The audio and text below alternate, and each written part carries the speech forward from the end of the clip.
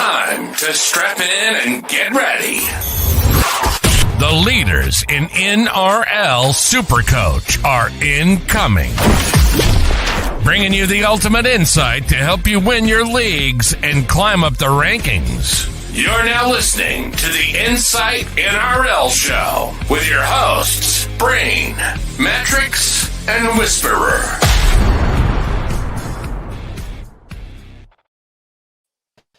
Hello, guys. Welcome to the Insight Fantasy Sports Podcast, the NRL Show. Today, we're here for the review. When it's me, I like to call it the Sunday Sesh. And Braino and Whisperer are out, and Guns got the call up. I'm the SuperCoach Mattrix, here with SuperCoach Guns. Mate, we've done a couple of shows together, so pretty excited to get you back on. How was your weekend? What have you been up to? Oh, weekend has been good. Watched plenty of footy, seeing, forward pass from Karen Murray yesterday to throw the game for South Sydney. I know my co-admin over at SuperCoach Guns is claiming government interference on that one, so he's clearly having a rough time of it this year. But no, it's been pretty much all NFL outside of the Saturday, Sunday business with Speaking NRL, of forward passes. Yeah, speaking of forward passes, that's an excellent segue from you. So we've been doing a lot of preseason stuff. I mean, we're right in the thick of it right now with some preseason action. I think we had maybe 13 games on today, so we've got another 2 on tomorrow morning, so they'll be watched at work. But yeah, I mean, look, we're seeing a few injuries, we're seeing all sorts of things happening, and we're covering it Mondays and Thursdays. Thursdays, we're trying to do a mock draft every week. I know you filled in for me last week whilst I was suffering from the man flu, but I managed to comment on the sidelines and watch my pride and joy Anthony Richardson get sniped from me. But this isn't an NFL show; it's an NRL show. I'll stay on topic tonight, I promise. Nah, sounds good. It's good to have you on board, regardless of the sport. As always, this show's brought to you by the Standard Squeeze and Ryan from Astute Newstead. Everybody's getting their questions in, their scores in. They know the drill. 15-21 from JD 5337 up there is the biggest so far. But, mate, how was your SuperCoach week? What's your team looking like at the moment? So, okay, it's been a grim year. I've taken solace in American football, which is not a good sign, I suppose, if you're looking from a rugby league perspective. So currently, I'm sitting at a score of 1479, pending late revisions. But overall, I've had a pretty rubbish season. I'm at 15,000th. I was at 7,000th maybe 4 weeks ago. And then I traded in Jaden Campbell over Tomi Trbojevic, and that's pretty much sunk the season for sure. Now, look, I'll go up the rankings a fair bit this week, and I'm trading Cleary to Turbo. So who knows? Maybe there's a late finish in the top 10,000 for me, but gee, that's still a rough season. Sounds good. You sound super negative, but you did have a ripper score this week. I was a bit behind you. 14-18. Got the captaincy right, I feel at least. Going Teddy in all my head-to-head matchups, or, even just comparatively against some of my peers that I've been up against. It was the big Teddy versus Trbojevic, and I feel like that 40 points is a lot of the difference between my teams. Pretty happy with Joey Manu. Now, I heard this on Twitter, but I did say that I would shout him out for this. I got quite irritated with Kale Iro being out this week. So I did have to make a late trade. I could tell the smirk and you also wanting to hit yourself in the side of the head for laughing. I had Carraz. I had Dom Young. Look, I had most of the big guys, really, except Val Holmes. I moved on from Val Holmes weeks ago. Look, I played Eli Katoa, even though on the last week's show, I was pretty unsure whether I'd play him against the Panthers, but pretty happy with that as well. But yeah, got my start sits right, so can't really complain too much about my week. Yeah, fair enough. I mean, look, Eli Katoa had, the first try he had where he had to leap for the high ball, he earned that try, but the second one he just picked it up and planted it down like it was nothing. He just stood there. So Pretty fluky 85, but it's 85 points is 85 points, right? Particularly when it's against Penrith. Well, actually, that leads into our I suppose our weekly review. It's brought to you by the Standard Squeeze. If you're sick of breaking glass bottles, accidentally sicking triple shots because you can't measure a pour, or your beer going warm, or your coffee getting cold, the Standard Squeeze is everything you need. I'm sitting here with a 4-in-1. It is tinnies in the night and coffee during the day. I've got all the Standard Squeeze apparel over there over my left shoulder. The boys are great here, and look. Use code IFS15. I know Father's Day is coming up. That's where I'm going to be buying the old man some swag from. But Father's Day is coming up. Get him a coffee cup. Get him some Standard Squeeze. I know they do the double shot or the triple shot now if you need. But, yeah, code IFS15 and look after the old boy. But, yeah, you're right. Storm beating the Panthers was a big one, I suppose. Just football-wise, the injury to Nathan Cleary sort of overshadowed the loss. But, yeah, you're right. Eli Katoa was fantastic in this one with the 85. Yeah, I mean, there was a few big scores. I mean, not many have Lindsay Smith, but on the off chance you did, you were laughing when you saw he was named in the second row, pumped out 91. I think if we go back to maybe round 20, we had Casey McLean against Jake Tago. Now, I might have been round 21, sorry. Round 21, Casey McLean versus Jake Tago.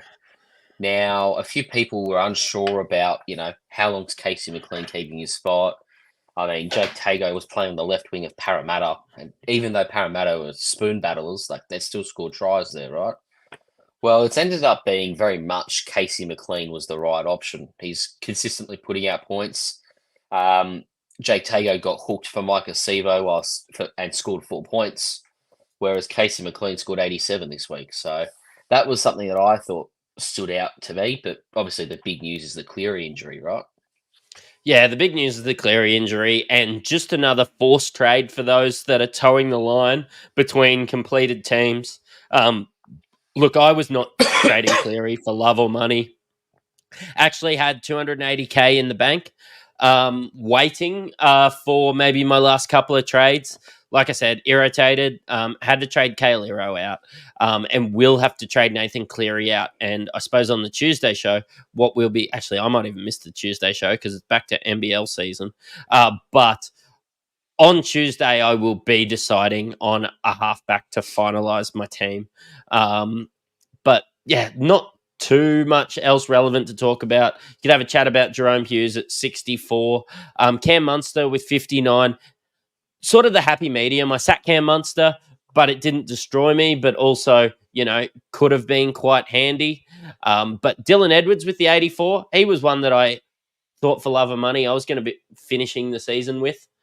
Good to see him back, hey, mate? Yeah, I mean, look, obviously, yeah, he scored well, 84. He's not going to be producing the back-to-back-to-back 100s that he was producing without Cleary. Although I've just realised, whilst I've said that statement, Cleary is out. So you must be laughing, right? No, I held on to him for too long and then had to trade him out. Oh, you've sold him. Oh, dear. I held on to him and then he kept being 1 week away from being 1 week away. And yeah, just I can, but I've got to hold Cleary that way. So I think I'll just hold on to Teddy and Turbo and just sail off into the wind. Yeah. So I'm in a position where I don't own Trebojevic, which is scary, right? But if I'm getting a goal-kicking Dylan Edwards, it might be the perfect pod. But then I can't watch Thursday night football with Turbo against the Tigers, right? There's the conundrum. Are you able to watch Tom Trebojevic for 80 minutes of rugby league? Probably not. So you got to get him in, right? If you do, it's owning Dylan Edwards. If I was 15,000th, that is one of the plays I would probably do. Yeah. Well...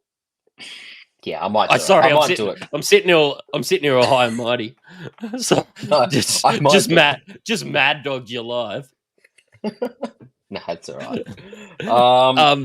We have to scroll down a little bit to see Brian To'o, which is probably there was so many highs this week. The only other guys I can sort of think that were owned were Harry Grant, Ryan Pappenhausen, and Brian To'o. But disappointing with the 32, mate. Yeah, I mean, look. You wouldn't be too keen on 32, 32. in any week, but this week is really bad when you've got, Jacob Carraz, Dom Young, Valentine Holmes, Zach Lomax, all scoring, well, 3 of them scored tons and Lomax scored 90 as pre-revisions, right? So it does stand out, and it's brutal because his base is usually puts him at 50. But yeah, barely saw the ball. Could have caught a cold on the wing last night, or Thursday night rather. Yeah. And Harry Grant, any concerns for owners, or have you just made your bed, line it? We're complaining about a 57. Do you just shrink back in your corner and say, I paid too much, but fuck it, it's still 57? I mean, 57 at hooker is like a 70 in any other position, right? It's a terrible position. I can't wait till it gets absorbed into the front row or something like it used to be. No, I wouldn't be too disappointed. I know he scored a 39 against South Sydney last week, but you looked right before that, 119. So he's got the ceiling on him. He's got the Dolphins, who are, I think are they still in the finals hunt? I think they kind of are. So yeah, they're in the hunt. They're now below the Dragons. So yeah, so they're quickly losing momentum in their season, and their middle forwards are not very mobile, barring Max Plath, so there's probably some points there for Harry Grant. North Queensland, I mean, look, that'll be an interesting game, but he's Harry Grant, so he'll still score fine, and look, he probably doesn't play round 27 if they've got them on a premiership wrapped up. Yeah, well, apparently there's chat of them resting their Origin stars around 26, so that's when you'd start to see them rested. But yeah. Well, that could be very beneficial if you were an owner of Harry Grant, because the Broncos matchup's the best of the next 3, I think. Just a team with nothing to play for, no Payne Haas either, and no Walsh. So it's definitely a team to target. I don't want to alarm you, but there is a small chance of the Broncos making it. They're 4 points out, currently sitting in 10th. So you're a Broncos fan, right? Yeah. Yeah, I can tell because you're clutching at straws. I'm clutching. I clutched the wall actually as I said that. But let's move on. Let's ignore Pappy's 48 because that's about his average this year. Sea Eagles 24 defeated the Warriors 10. I tell you what, Friday night produced some shit footy, but some good Supercoach scores.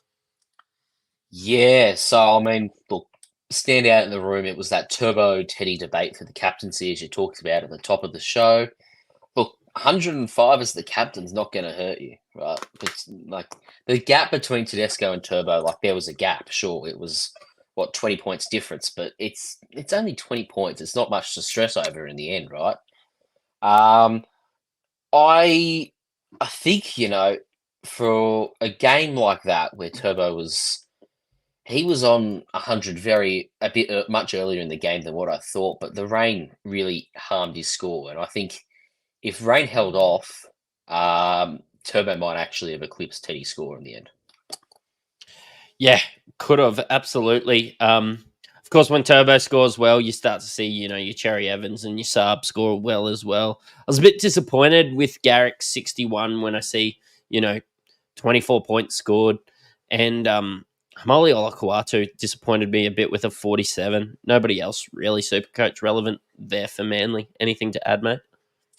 I mean, not really on the Manly side. The Warriors side, Adam Blake, 80 points. His offload to Sean Johnson was a thing of beauty. And just having Chance backs at fullbacks, nice to see as well. He's always been he's been one of my favourite players to watch just because of how hard of a worker he is. But seeing him back and firing, 80 points this game, that's pretty good stuff from him. Yeah. Yeah, really good. And those that held on to Dallin, I'm not sure if you played him against Manly. He's sort of in the region of, if you've got a good team at the moment, you're not playing Dallin anymore? No, he's been it's been an up and down season for him. When the Warriors were hot to trot early, he was definitely an exciting player to own because we saw what he did last year on that right wing, but they came crashing back to earth during the middle parts of the season, and it's only really been the last month when the Warriors season's been either right on the line or dead and buried like it probably is now, that he's actually scored some points. Yeah, it's definitely it's the Sean Johnson farewell tour in New Zealand, and that's all it is now. Talk about disappointments. Mitch Barnett, for a guy that was 800k, you expect more than a 45. Roger Tuivasa-Sheck, for those that got on it at 51 to get his one game at fullback, congratulations. Luke Metcalf out here saw some minutes as well. So, yeah, pretty dull game outside of that, I think. Yeah. Let's scroll right into this, into the wettest game of the round, and I'm not just talking about how the Supercoach scores made me feel. Roosters 38, Parramatta Eels 14. Headlined. Oh, look, I'm seeing a lot of flashy colours on my screen that I'm having a look at, and Captain Harry shouted out that Teddy actually almost had 2 more tries, which is true. But of course, I'm talking about Dom Young, James Tedesco, and Joey Manu. 128, 125, and 81. The armband on Teddy for me, but look, it could have been, if not for the weather, and Teddy goes really well in those slippery occasions. He does seem to, he twists and turns and gets through the line. But on any other night, this could have been, 70 points scored by the Roosters. The Eels were awful. Yeah, I mean, look, I think the Roosters probably played 50 minutes of full potential football, and then they saw the score. They were like, okay, we can just do you just peg it back by 20, 30%, keep work our goal line defense, and not put hell to leather on the attack. I mean, look, Dominic Young got taken off with 10 minutes to go. He still scored a hat trick in 50 minutes. James Tedesco, I know Captain Harry said he could have scored 2 more tries. He also could have had another try assist in there. So we were looking at close to a 200 score if in the right conditions. And look, I mean, Angus Crichton up to 57. He was much lower than that early on today, but revisions saved owners. He's been a bit disappointing since post-Origin. Yeah, I'm sort of in the boat where I don't get disappointed because I own him, and that's just completely fine. I never trade him out, and I never wanted. He's just a start every week for me. But also, everybody kind of owns him. So does a 57 really hurt when you're looking at the pods that people would have played in your Homolis with your 40-odd? Some of those scores were in there. Fafita hasn't been fantastic either. But, yeah, Crichton's 57. You do expect more when you're seeing, 38 points piled on. Yeah, well, it wasn't really ironically, in a wet weather game, it wasn't really for forwards at all. Like, Spencer Leniu, 65 points with a try. Sounds about right. Like Kelma Tuolangi, I wouldn't really call him a forward, but 86 points on the edge.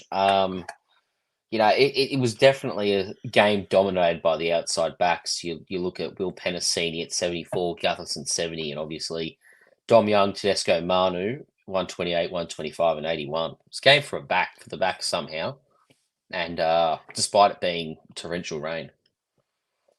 I think we've just covered everybody that we would consider, great scores. It might be the kettle calling the pot black a little bit because I didn't play Dylan Brown this week, but Dylan Brown 36 seemed really disappointing, but saw him matched up against the Roosters and thankfully didn't play him. But I expected something absolutely fucking huge from Sam Walker, and the 52 just feels mid.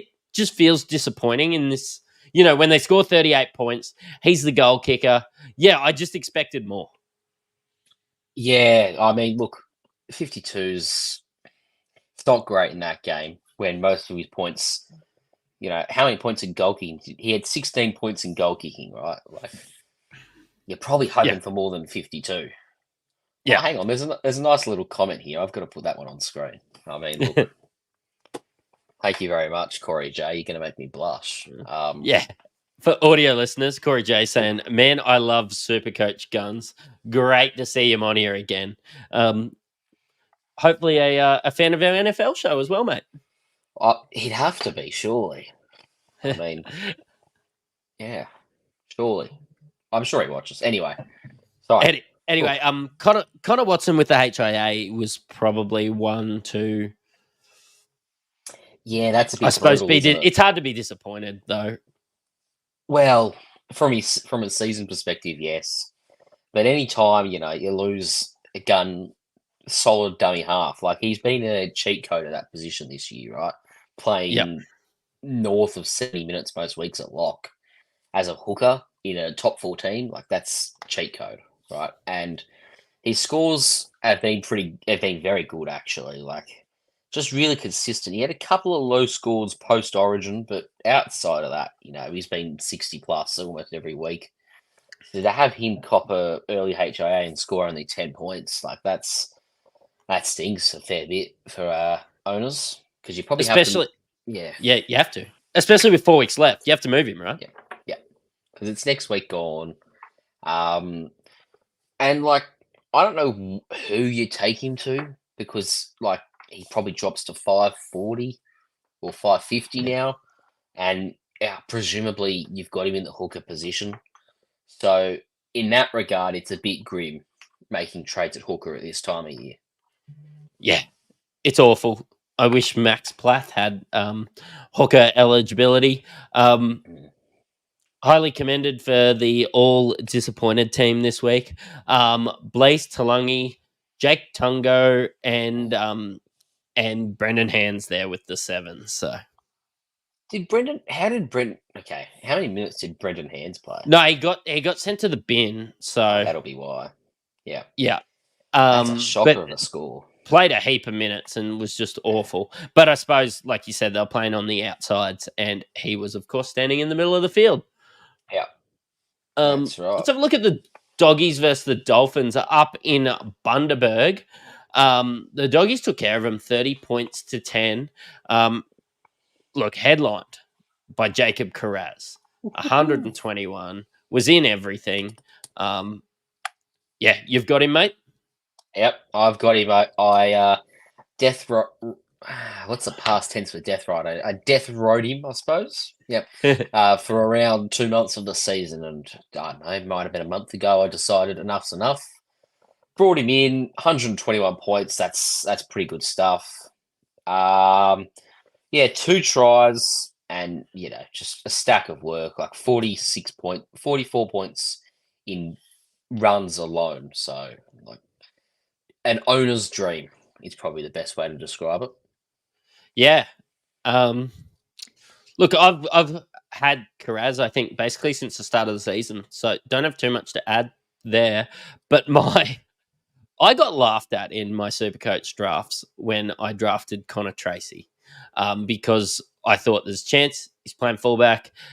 He's got centre wing eligibility, and he has been the gift that keeps on giving, and might even take me to a draft championship or 2 this year. But Connor Tracy with the 89 in everything as well, just roams well for the offload to get through there. And I suppose every time you see the Bulldogs go well, Matty Burton's going to go well as well. Do you have him at either 5'8" or halfback, mate? I don't. So I'm running with who are my halves? I've got Nathan Cleary, I've got Sam Walker, I've got Lachlan Galvin, and then I went pod and went with Braden Trindle. Now that panned out for the first 3 weeks of Nico Hines being out injured, but since Trindle did his hamstring, it's been a bit grim because Galvin's been doing great, but it's just like, having my main pod in the 5'8" position's gone down injured, and he's about to make a move to halfback next week. Yeah, he is. Look, not much else I can focus on. I was forced into playing a Sammy Hughes here for 32. I've done worse. Reed Marnie owners would be super banging their head against the wall. Again, has trapped owners into thinking he's a fantastic SuperCoach option and is not. He just misses too many. Part of it is he misses too many tackles to have a solid, reliable base, and the other part is that their spine's fully firing, and all their strike is out wide, And so Reid Marnie's role is just to distribute to the halves and get it to them nice and early so that they've got time and space. Like he's playing his role perfectly for the Bulldogs, but for owners, for Supercoach owners, it's a torturous watch. Yeah. Just ducking into the questions, Hamish Hunter's asking, was Curran injured? And yeah, he was in pain at the end of the match, clutching seemingly at that shoulder. That look, physio sort of said was a pain management issue going forward. But yeah, look, not really good, I suppose, signs for Josh Curran owners, but look, still not probably bad enough to drop at this stage in the year. Like, not an obvious trade when you've got, Cleary's going down and players like that. Hey, mate.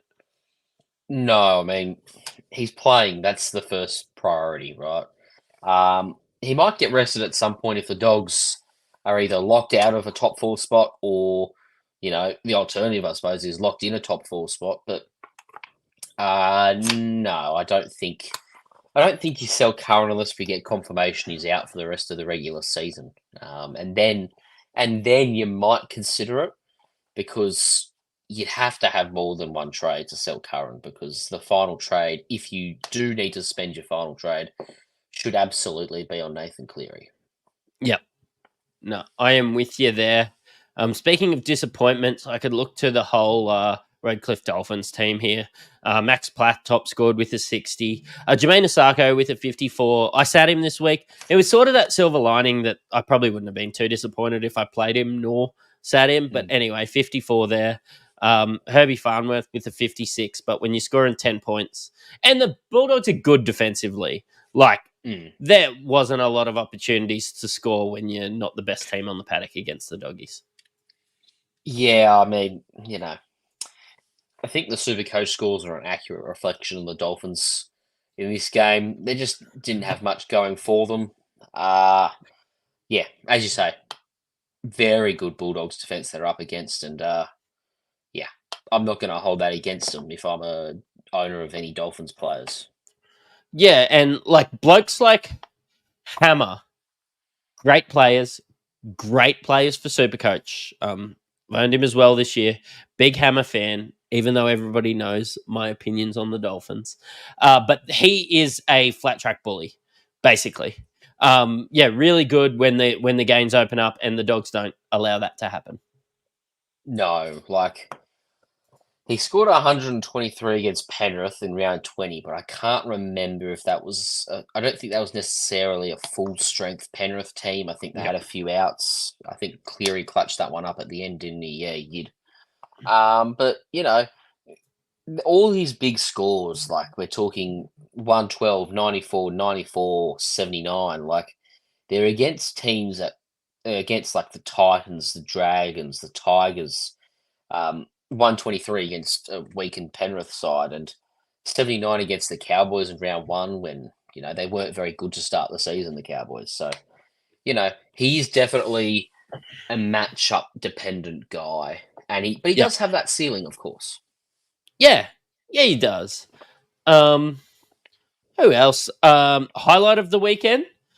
Tavita Pangai Jr. throwing Reid Marnie to the ground like he was an off M&M or something. That looked so easy. It's like me throwing a rag doll across the room. Yeah, that was good to watch. Also, I think the Hammer reaching 40 k's an hour on the Fox tracker, that was pretty cool. Yeah, absolutely ripped him one. Adam's mentioning that one in the chat as well. But we're halfway through our games, mate, and we would be remiss not to shout out Ryan from Astute Newstead, sponsor of the show. Of course, he is a mortgage broker, and if your rates are above 6.2% and you do want to buy a home, or maybe you just want to refinance or renovate, and you just want to save a bit of money like the rest of us, reach out to Ryan at Astute Newstead for an obligation, cost-free inquiry. His link tree is below. Let him know that we sent you. And I'm currently going through this with my house at the moment without delving in too much. Basically, I had a loan from him a few years ago. We're just switching banks with it. Nothing, nothing too spicy, nothing too exciting, and it's saving me $350 a month. So yeah, just by having a chat to him, letting him do his thing. Like, I don't have the time to go to 40 different lenders and shop my mortgage. He does it all for me. So yeah, shout out to Ryan if you want to save some money looking at a home or want to refinance or renovate. Yeah, nice. Cowboys Raiders, mate. I actually missed most of this game. I was at touch football presentations and enjoying a few cold ones, and I missed all that was the great man Jake Clifford. Oh, only Jake Clifford? I think there's a score above him there. Yeah, I'll quickly mention Valentine Holmes scoring a hat-trick inside 50 minutes and, putting up 145 SuperCoach points. That was if you want it. My highlight. Yeah, I mean, what did he pump out here? He had a line break, 6 points in offloads, 4 tackle busts, 3 tries, and 28 points in goals. My word, he could be a hot smoky to start your round 1 team.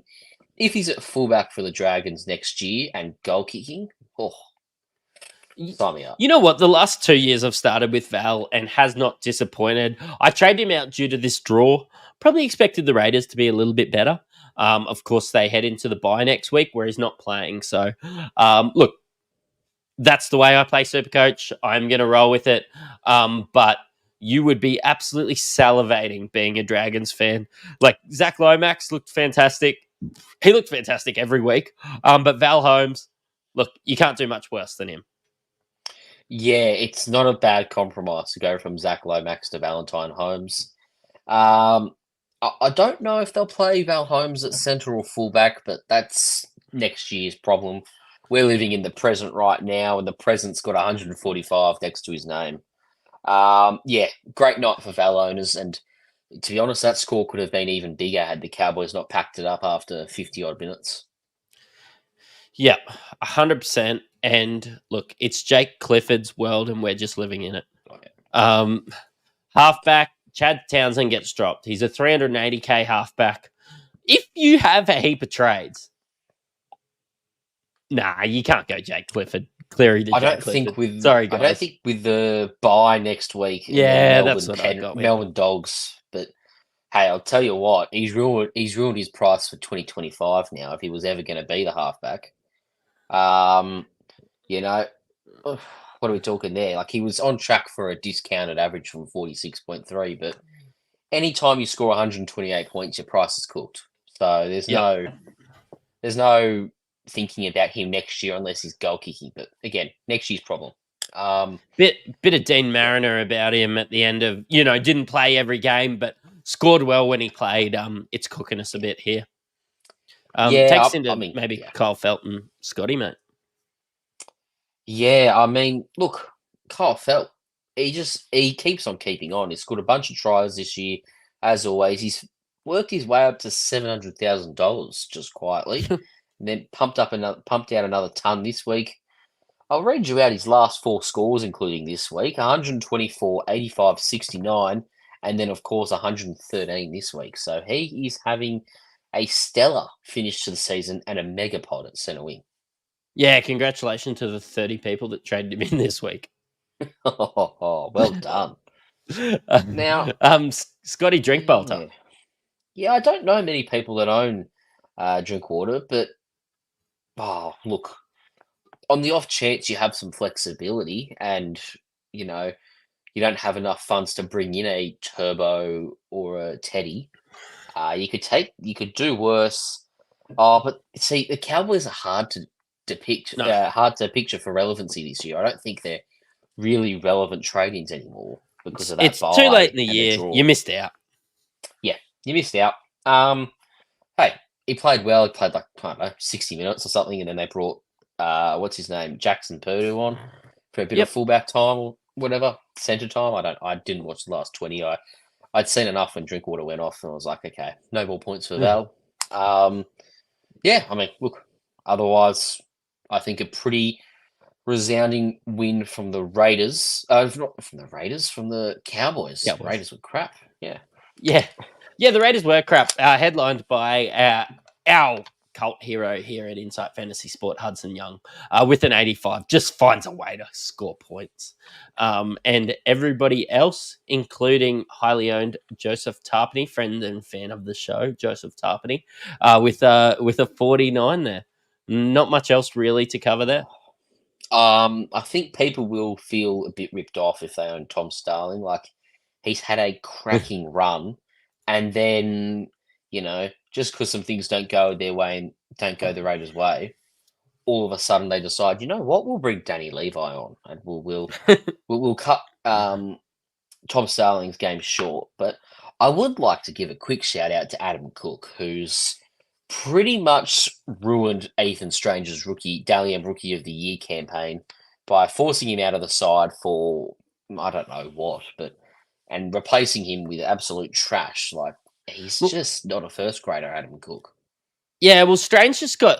I think it was about getting your best team out in the paddock. There was that injury, and Strange is just playing in the centers now, and they just didn't have the coverage for him. So, I mean, look, it's fair enough, but like, you've got Albert Hopewade in the reserves, and you think, you know what, I'll play this Neville nobody, Adam Cook, and see how that goes for me. I don't get it, right? Like, I'm probably being a bit harsh on Adam Cook. He's still playing first grade, but he's barely playing first grade, and I don't reckon he will be anywhere near it next week. Nah, and with his kicking, which is good, sort of kicking Fogarty in the gonads a bit as well with his scores. But look, should I be surprised that Braino and Whispered were unavailable, because they are probably hungover from celebrating this Tigers Rabbitohs win. 18-16. I know Braino was at the game. And what a great time to be a Lachlan Galvin owner. Like, 200K, I will hold him all the way through the season now. 609K will rise another 60K, touch nearly 700K. Man, what a debut year. He's basically Adam Dewey 2.0, right? Like, just the scoring and the style of play. It's Adam Dewey, but faster and less injury prone. And, Adam Dewey at 5'8" was a sensational player for the Tigers and a sensational SuperCoach scorer. But Lachlan Galvin's kept going with that 83. I mean, look, Benji said that he would have liked to have given Galvin a bit of a break throughout his rookie year, but couldn't because they just weren't winning. I mean, that's fair enough. I mean, look, looking at the other scores in this game, Heath Mason filling in for Jareem Buller, 68 points. I don't know if he remains a Tiger next year. He might do. If he does, not a bad backup option to write into the old black book there in case Buller misses time next year. Heath Mason will be very cheap as chips, so 200K, not a bad cheapie. Yeah, for next year. But yeah, not too much else there. We start to talk about disappointments with the Tigers, as we are so used to doing. Semi-Finu, pretty highly owned, still with the 28, and Apisai Coruscant with the 35. Look, disappointment all round there. The Rabbitohs, actually, like, they're guys that you own, scored really well. Keon with 105, Cam Murray with the 96. We talk about his quarterback eligibility there with that forward pass. Damien Cook with the 90 and Jai Gray with the 89. What do you make of the Bunnies now that they are most definitely out of finals contention? Well, yeah, so they're 15th, right? A lot of people sold Keon thanks to some mediocre scores. And of course, sure enough, as is the way, 105 points. He scored, which didn't help the non-owners' cause or those who sold him. Cam Murray, he probably gets to 120 if that try is allowed at the end, which, a few people are claiming was a flat pass. I think that's generous. You know, I mean, Damien Cook, 90, that he's been the answer at hooker, really. Like, ever since he got dropped and worked his way back into the team, he's definitely been the guy at hooker. Like, he's trounced Harry Grant. Appy Coruscant's been a bit volatile. And, you know, Conor Watson had some origin to deal with, and then this concussion as well. So Damien Cook has been the answer, and he can't have been very highly held. No, I'm with you there, but I mean, like, you probably couldn't be fucked to trade him out, if you know what I mean. Like with Cook, Yeah. like what do you do? Like, he still plays hooker. You get a 30 in hooker. Like, I'm not even complaining about Appy Coruscant's 35. He was my lowest scorer out of anyone. Yeah. Hooker's just a lottery, right? Like, you just roll with the punches at that point. Like, there's just no point making a trade there. And Jai Gray there with the 89. Shout out to everybody that gave me a roast for saying Jai Gray had the same ceiling as Jaden Campbell. So, oh, did you say that? Did you? Yeah, I would have roasted you too. Yeah, one of my spicier takes. But I was just saying, like, he was like 280k at the time. I was like, just fucking get him instead if you want a mediocre 5'8". But yeah, look, Jai Gray's there. Not much else to talk about unless you scroll right down and see Cody Walker's 33, which was disappointing for owners. Yeah, and even more disappointing that he got knocked out, you know, at the end of the game. Looks like it was a cat one, I heard. So that means he's missing next week. Yeah, I think South is just waiting for this season to be over. Like, you even looked in the coach's box when the pass was called forward. Like, they went from absolute jubilation, and then when it was ruled a forward pass, they're like, well, we'll get him next time, boys. Yeah. So I'm not really sure. I think they're just doing their time at this point. I've seen a comment here. Humphrey's at hooker next year. Well, he's at Souths, I suppose, but I would have thought Peter Mamazelis would get first crack. Yeah. Oh, look, I suppose it depends who's training the house down come pre-season. Yeah. Oh, sorry. There we go. I removed it. Yeah, that spine for South Sydney next year will look pretty different. I mean, obviously you've got no Latrell round 1, 2 now with that suspension. So very interesting spine for 2025 for them. Yeah, Uncle Wayne, like, we've owned more Dolphins probably than we expected this year. It's the Uncle Wayne effect. Let's see how that pans out at the Rabbitohs. But look, today's first one, Dragons 32 defeated the Titans 16. Our boy Zach Lomax with the 89. I was forced into bringing him in. Could not have asked for more, really. Look, he is good at football. He's a very good player, isn't he? Like, I reckon I brought him in maybe round 4, round 5, and I've held him right through, and he's probably the only reason I'm not at 30,000th rather than 15,000th, right? He does a lot of work, and he offloads and he tackle busts and he goal kicks, and the Dragons have been, I think, better than expected this year. I heard, I think it might have been Andrew Voss on the Fox coverage saying that Ben Hunt has assisted Zach Lomax 10 times this season, and Zach Lomax has scored 13 tries. So, I know that Ben Hunt hasn't been great in SuperCoach this year, but, you know, that combination, the Dragons are going to miss that sorely despite Valentine Holmes showing up next year. If they could have had both, like, that's a serious team they would have had. Yeah. And I wonder if there's a small amount of regret from Zach leaving, considering when he signed with the Eels, they were considered a good team and Dragons were considered a bad team. And I would flip that on its head right now. Yeah, the Dragons look more likely to really compete with top teams and beat top teams than what Parramatta do right now. Like, you saw against the Storm, you know, the Dragons actually closed out that game against Melbourne to win, whereas Parramatta couldn't hold on to a 16-point lead with 6 minutes to go. In fact, they lost it within 3 minutes. So I think that tells you a lot about where those football clubs are at the moment. Yeah, I'm with you. And, flipping this game on its head, there's not too much to talk about with the Dragons, to be honest. Maybe your owner, Jack DeBellin, got sent to the bin for 41. He would have scored 51 if not for that. Great. Mid. Cool. Keanu Kinney, what is this guy going to be priced at? This is just a game every week now. He's going to touch 740K again. The dude's a jet. He's a gun. And, I would have brought him in had AJ Brimson not existed, right?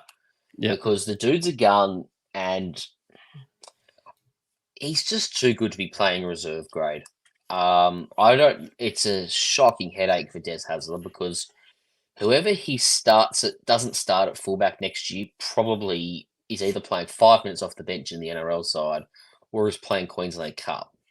And if they're playing Queensland Cup, they're probably not going to be a club for much longer, right? So they found a spot for Jaden Campbell. He's a 5'8". That's nice and easy. You've got Carter Gordon, who's got to fit in there somewhere too, but you might be able to ease him into the NRL, right? But trying to figure out what the heck you're going to do with AJ Brimson and Keanu Kinney is a nightmare because they're, on their best, they're two top 10 fullbacks in the NRL. I think Carter Gordon can be a ball-playing lock for this team. Just bring back the days of Greg Bird at lock, somebody like that, and he could definitely just fit into this team, duck into lock. But I'm excited for that. And look, I own David Fifita's 68 great SuperCoach scores. Jaden Campbell 62. But AJ Brimson scored 5 points, 620K, 136 break even. He is getting into dirt cheap territory next year. Yeah, we're talking. What's he? You talk about AJ Brimson for next year for another 10 seconds, and I'll come back to you with an average. But he's playing very little football this year. It's pretty. It's grim viewing, isn't it? Yeah, it is. And maybe Grimesy with the little. I am drinking Balter Cervezas out of a little 4-in-1. From the Standard Squeeze, mate. Appreciate your donation. But yeah, AJ Brimson dropped down a fair bit. Even Kieran Foran, I picked him up off waivers in draft, and he's been scoring well. But yeah, look, the Titans are out of contention. They're probably going to start to not care so much. Yeah, so we'll look at that's right. So we're looking at a 55.2 average currently for AJ Brimson next year. No doubt he'll be centre wing fullback once again. And if he finds himself in a new club, or Keanu Kinney finds himself in a new club, or he's won the job, and there's no Kinney in the side, if he's outright the starting fullback on the field for the full game, that's hard to ignore because at his best, Brimson's a 70+ average player at the back. And they just paid him for 10 years. They have to play him. You'd think they've made their mind up, but Kinney would be on a quarter of the money that Brimson's on. Yeah, less. So I would say you're not going to be able to. I don't know when Keanu Kinney goes off contract, but whenever that happens, you're not keeping him. Yeah, look, I agree. And for Mitchell Finch, don't they have too many ball-playing locks? They do, but Carter Gordon is better than all of them. Well, you can never have too many ball-playing locks. That's what rugby league is, Yeah, true. Yeah. Mate, the Golden Point special tonight, Sharks 19 into the Knights 18, went to Golden Point. We were chatting before about how good Dan Atkinson is at football. I'm not even talking about SuperCoach. Just plug and play footballer. Now, I said to you that he becomes prime Cooper Cronk when there's no halves partner next to him. And I think that's true because he plays two positions in one. He's the goal kicker who's nailing kicks from the sideline in windy parts of the world, right? And he's shooting up clutch field goals at ridiculous points in pressure situations. Like the dude can do it all, and yet he's a third string. He's the third in line half at the Cronulla Sharks, right? I don't. Again, I mean, Grimesy's just found out for us that Keanu Kinney signed to the end of 2026, but if he can find out for us how long Daniel Atkinson's signed to at the Sharks, like that'd be tops. But I don't get it. I don't get how a guy who's barely seen on the football field when there's a actual halfback with him steps up and becomes the main man in this team when there's no halves partner with him. Yeah, and you do wonder, like Dan Atkinson, I'd be really interested into how many games he actually sort of played beside Nico as well, because I do think that could work. But anyway, good footballer, got him over the line today. A little show and go to score there early on, slogged it from the sideline to knock it to golden point and then kick the field goal. So ripper game from him. Cam McInnes, meat and potatoes, 77. Could be the least exciting 77 of the round. And it probably would be. I think you'd struggle to find a more boring knock from a player who scored well, right? Yeah, what are we talking? 54 points in tackles. That doesn't surprise me. 20 points in hit-ups, essentially. Doesn't surprise me either. It's pretty simple math there. That's very close to 77. Sprinkle a couple of tackle busts in there. Bam. There you go. Looks as though Daniel Atkinson signed until the end of 2025. Now, I reckon there'll be a few clubs in the off-season eyeing him off for 2026. Yeah, they'll have to be because, I don't know, there's just doesn't seem to be that many good halfbacks out. A few of them are probably getting close to retiring. Yes, I'm looking at the Titans. Yes, I'm looking at Manly. These guys are winding down towards the end of their careers. So maybe a Daniel Atkinson could get a run. But he also doesn't seem to me like the premier signing. Like, you don't sign Daniel Atkinson for your future. He's not, dare I say, like how they signed Brodie Croft and everybody just thought he was the second coming of Jesus, and then he started playing. I just don't know if he's that. I think he's going to have to earn his role in this league. So, and he has been doing it. Like, he did not do it, put a foot wrong, really. Yeah, I mean, it's tough because obviously there's enough demand out there for him to get a starting gig somewhere in the NRL, but it's whether or not he can keep a hold onto it. I struggle to see a world where he doesn't move clubs from 2026 unless they get rid of Trindle, which again, probably a bit harsh because I think Trindle's a better halfback than what Nico is at times. But also at the same time, Trindle's certainly not a 5'8", so I don't know what you're doing with Trindle. But yeah, he's a pretty good halfback. I know he gets a bit of hate, but yeah, he's the goods. When he's playing 7, when he's 6, he's rubbish. Yep. Yeah, and he gets Mulatalo the ball, so I'm not going to complain about him. But Mulatalo back with the 59, Talakai with the 57. Realistically, the Sharks scored 19 points. Nothing really to write home about. Nikora, I was watching the game. I like to enjoy some of my games without staring at my SuperCoach app. And I saw Nikora score. I saw Nikora make that break and feels like he ran 50 meters through and a line break and everything. I expected to see him on 80 or 90 and 66. Feels like maybe some updates coming. I know that try was no line break or anything like that. Yeah. 56 seems a bit unders for Britton Nikora. Even if you just look at his stats on the NRL app, right, which I know, it's all adjudicated differently, but if you look at it, it still does give you a fairly rough guide. We're talking 14 hit-ups for 139 run meters, 40 tackles with 2 missed, an offload, 3 tackle busts and the try. I really do think they might have missed 10 or 15 points on Nikora. Yep. Yeah, I do think so. But anyway, they'll work that out, and everybody.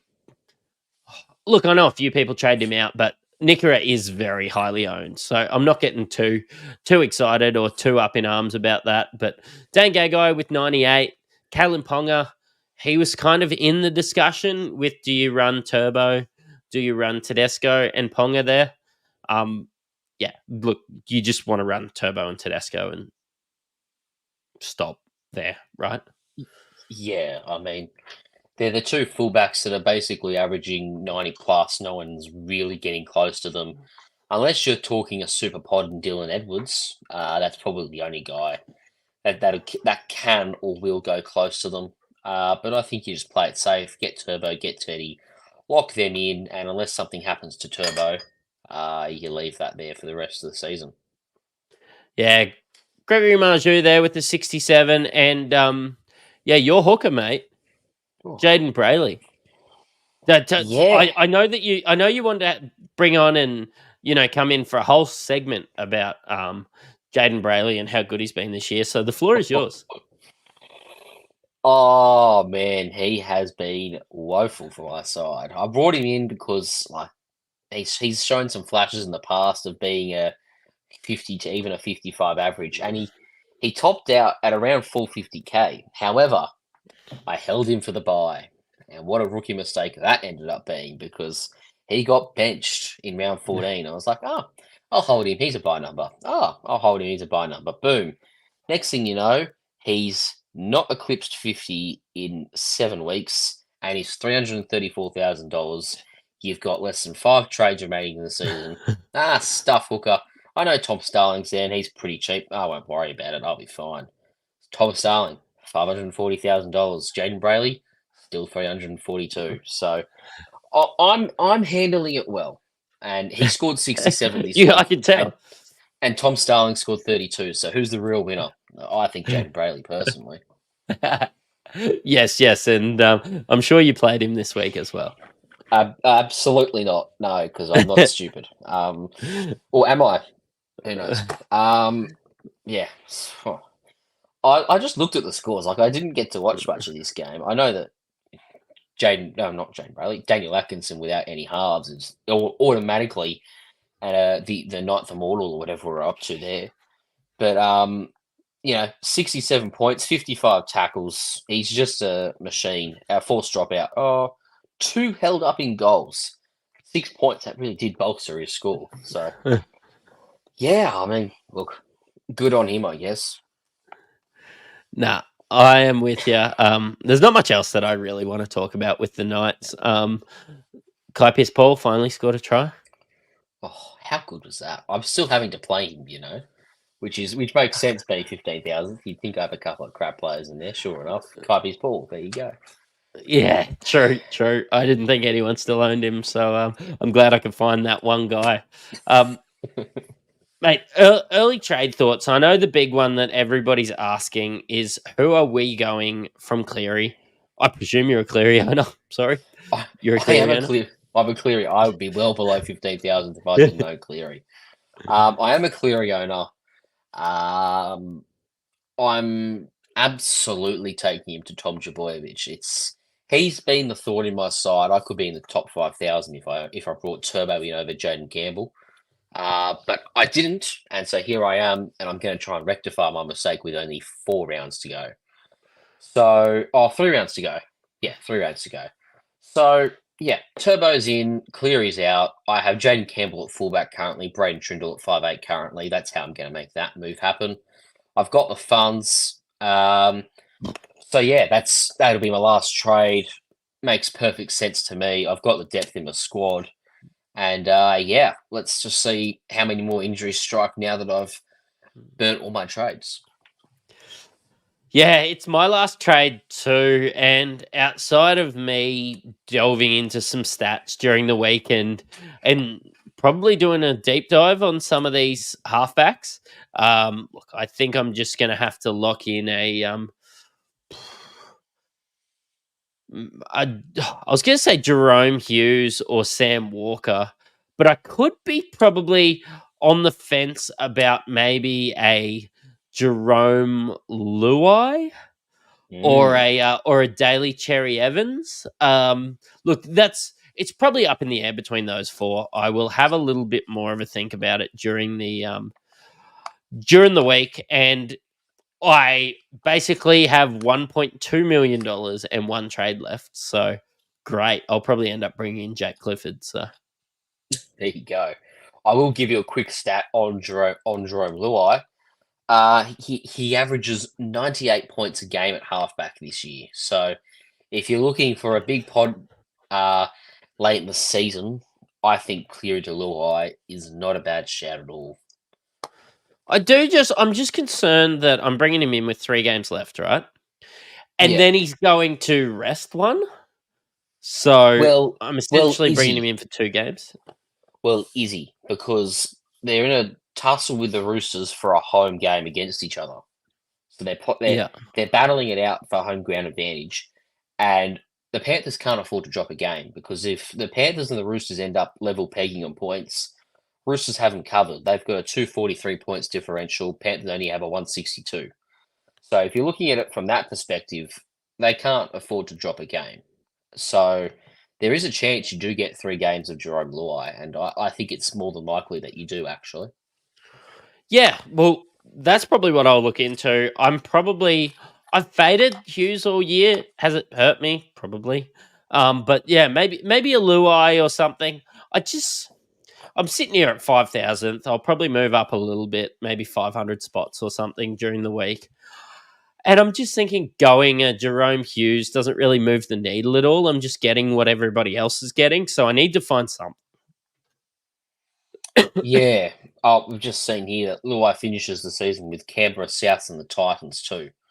So if that's not another sort of encouragement in terms of getting a Dylan Edwards or a Jerome Luai, I think unless you don't own Turbo, it's a pretty good shout to target one of those two, I reckon. Yeah, right. And not everybody will have the duels either. So I was looking at halfback only. I've probably got the duels to go halfback, 5/8, I think. Actually, only halfback, honestly. Yeah. Mate, is there anything else you want to mention? I know you're doing some God works over with the NFL show. I'm going to be doing NBL again up this week. Over here at Insight. It's all happening. Mate, look, we've answered most of the questions along the way. I've got a question for you.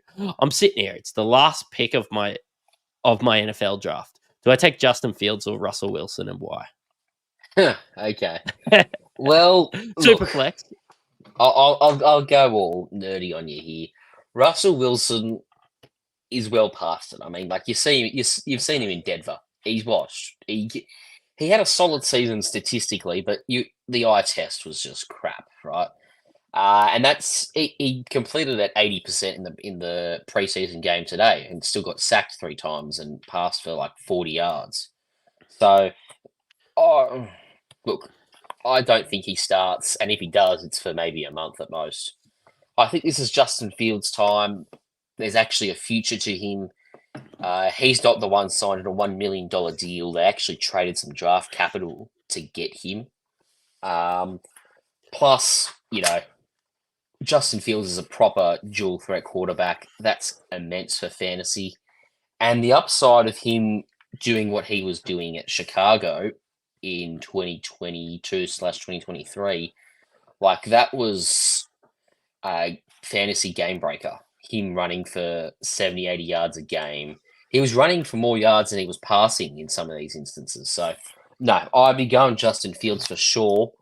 I mean, my favourite late round pick is still Tyrone Tracy, and always will be. But if you're looking between those two, it's got to be Justin Fields. No, love that, mate. Hammer and I coming back on Tuesday with the NBL show. Sorry, there's a lot of sports. There's a lot of N's. Yeah. NRL, NFL, NBL. But NRL and NBL coming out. So there's plenty of content coming out here on Insight. Look, I'm tired. Let's go to bed, mate. Thanks for coming on and filling in for Braino. Good to podcast with you again. Thanks, mate. Oh, no worries. I quite enjoyed my role as super sub on the NRL Insight show. Awesome, mate. You guys have listened to an Insight Fantasy Sports podcast. Cheerio.